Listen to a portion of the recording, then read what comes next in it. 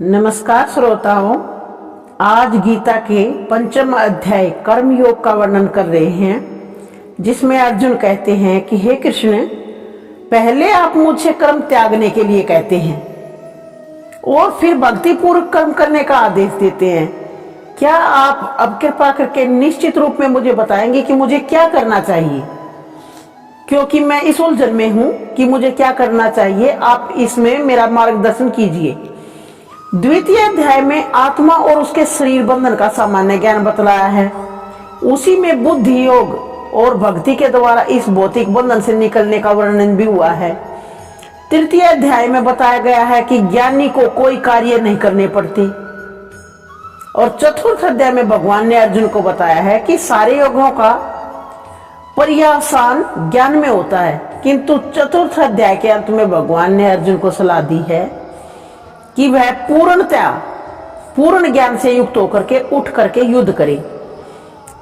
तो इसलिए इस प्रकार एक ही साथ भक्ति में कर्म तथा ज्ञान युक्त अकर्म की महत्ता पर बल देते हुए कृष्ण ने अर्जुन के संकल्प को भ्रमित कर दिया।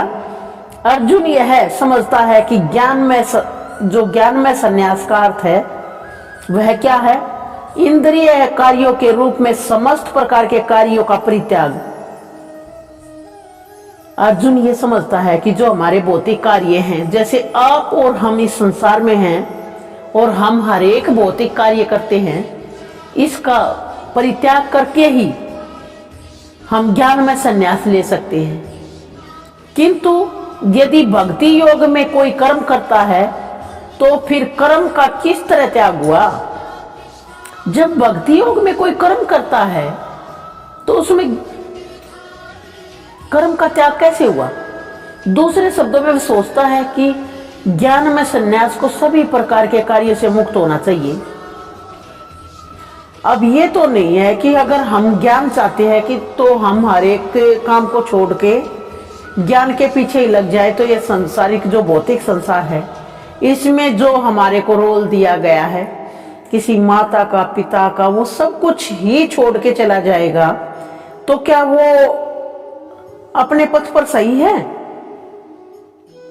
ऐसा लगता है कि वह यह समझ ही नहीं पाया। अर्जुन के लिए बोला गया है कि ऐसा लगता है कि वह समझ ही नहीं पाया कि ज्ञान के साथ किया गया कर्म बंधनकारी न होने के कारण अकर्म के तुल्य ही है। जब कर्म बंधनकारी न होने के कारण अकर्म के तुल्य ही हुआ, तो इसलिए पूछता है कि वह सब प्रकार से कर्म त्याग दे और या पूर्ण ज्ञान से युक्त होकर कर्म करे। कृष्ण भगवान से पूछता है कि या तो आप बताओ कि मैं कर्म त्याग दूं या पूर्ण ज्ञान से युक्त होकर कर्म करें। भगवान और कृष्ण उसको जवाब देते हुए कहते हैं, मुक्ति के लिए तो कर्म का परित्याग और भक्ति में कर्म दोनों ही उत्तम हैं। ये कोई छोटी बात नहीं है। मुक्ति के लिए अगर हमें मुक्ति चाहिए तो मुक्ति के लिए तो कर्म का परित्याग और भक्ति में कर्म दोनों ही। एक कर्म का परित्याग भी बता दिया और भक्ति में कर्म करने के लिए भी बता दिया। हम जो सांसारिक जीव हैं, हम इन दोनों में अगर अंतर समझ गए हैं तो ये ही आत्म साक्षात्कार है। आत्म साक्षात्कार का मतलब ये नहीं कि हम भगवान हैं, हम उनके अंश हैं और अंशी कभी अंशी के बराबर नहीं हो सकता। हम उनकी कुछ शक्ति हैं और वो शक्तिमान हैं। लोग इंद्रिय तृप्ति के पीछे गत हैं। इंद्रियों की तृप्ति के लिए अच्छा खाना है, अच्छा पहनना है, अच्छा सोने के लिए चाहिए, इंद्रियों को अच्छा मतलब आंखों को अच्छा देखने के लिए चाहिए। इंद्रिय तृप्ति के पीछे गत हुए हैं, उनमें लिप्त हैं। वे ये नहीं जानते कि उनका जो ये कलेशों से युक्त शरीर है विगत सैकाम कर्मों का ही फल है। जो हमने पीछे काम किए हुए हैं, ये जो हमारा शरीर बनाया गया है, तो यह भगवान की कथन सोचिए कि वो क्या कहना चाह रहे हैं कि हमारा ये जन्म ही कलेशों से युक्त जन्म बताया है गीता में इसको, जो मनुष्य का जन्म है ये कलेशों से युक्त है, क्योंकि नानक दुखिया सब संसारा, सो सुखिया जो नाम आधारा। हमारी गीता हमें बताती है कि ये हमारे जो पिछले जन्मों में हमने कर्म किए हैं, किसी का लेन देन है, किसी ने हमारी सेवा कर रखी है, वो चुकानी है, उन्हीं के कारण, उन्हीं कर्मों के कारण हमारा ये शरीर बना है। यद्यपि यह शरीर नाशवान है, किंतु यह नाना प्रकार से कष्ट देता रहता है। आप कितना ही भले, कितना ही सुखी इस संसार में जी हो, उससे आप जाके पूछना क्या वो बिल्कुल खुश है या सुखी है। ये कभी मेरे बड़े और जो हमारी सनातन पीढ़ी आ रही है चली, वो भी बताती है कि नानक दुखिया सब संसारा, इस संसार में सभी दुखी हैं, चाहे वो धनी है चाहे निर्धन है। किसी को धन का दुख है, किसी को निर्धनता का दुख है, किसी को संतान का दुख है, किसी को उपलब्धि का दुख है, किसी को नाम यश पद का दुख है। कोई न कोई नहीं, हर एक प्राणी इस संसार में जो आया है वह अपने विगत कर्मों का ही फल भोगने के लिए आया है। जब तक मनुष्य अपने असली स्वरूप के विषय में जिज्ञासा नहीं करता, उसका जीवन व्यर्थ है। और जब तक वह अपने स्वरूप को नहीं जान पाता, तब तक उसे इंद्रिय तृप्ति के लिए सकाम कर्म करना पड़ता है। जब तक हम अपने प्रभु के, हम उस अंशी के स्वरूप को नहीं जानेंगे, तो हमें सकाम काम करना पड़ेगा। और जब तक यह इंद्रिय तृप्तियों की इस चेतना में फंसा रहता है, तब तक उसका देहांतरण होता रहता है, बार बार आता है जाता है, कर्मों का बंधन लगा रहता है। किंतु उसे वासुदेव की भक्ति के प्रति प्रेम उत्पन्न करना चाहिए। हमें भगवान कृष्ण की भक्ति के प्रति प्रेम उत्पन्न करना चाहिए। केवल तभी वह भवबंधन से छूटने का अवसर प्राप्त कर सकता है। यही एक अवसर है जो मनुष्य जीवन हमें मिला है। तो कृष्ण की भक्ति में लगिए और अपना उद्धार कीजिए।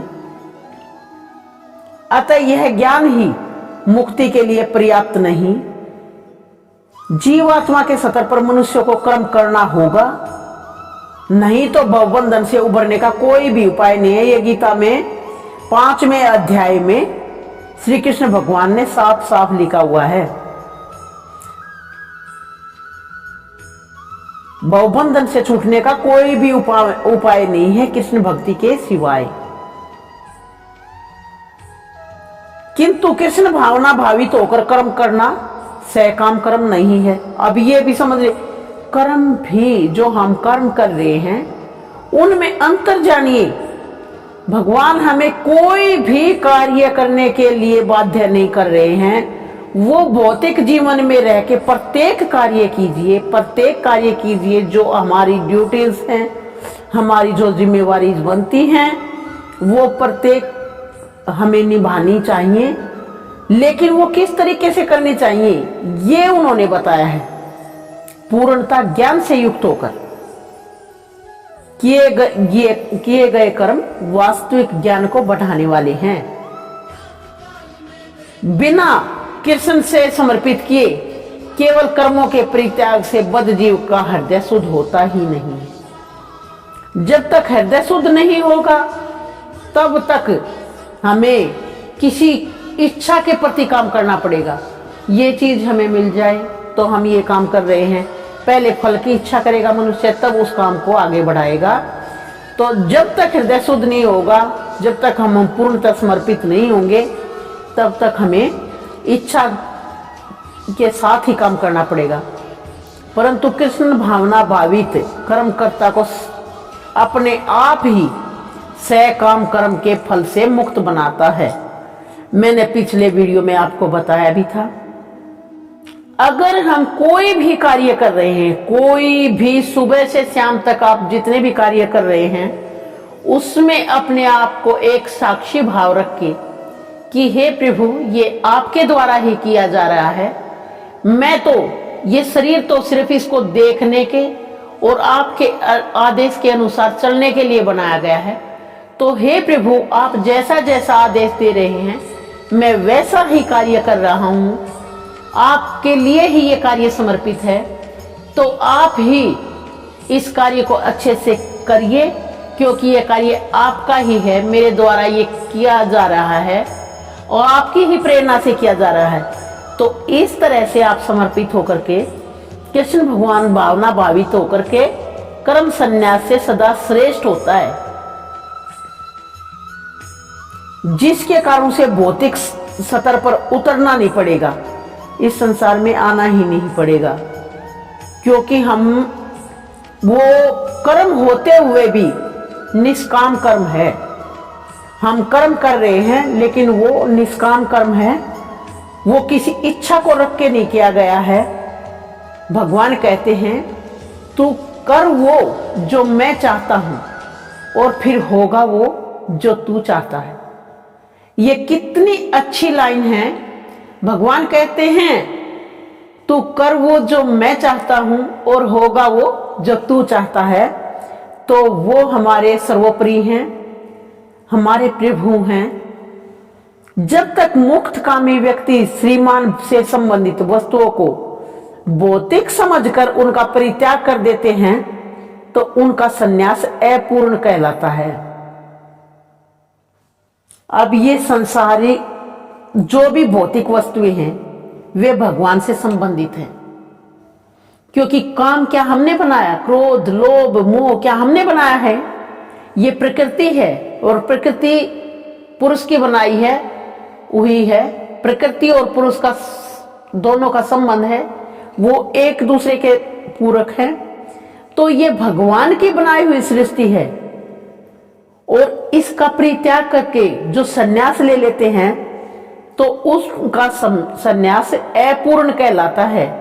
संन्यास तभी पूर्ण माना जाता है जब यह ज्ञात हो कि संसार की प्रत्येक वस्तु भगवान की है और किसी भी वस्तु का स्वामित्व ग्रहण नहीं करना चाहिए।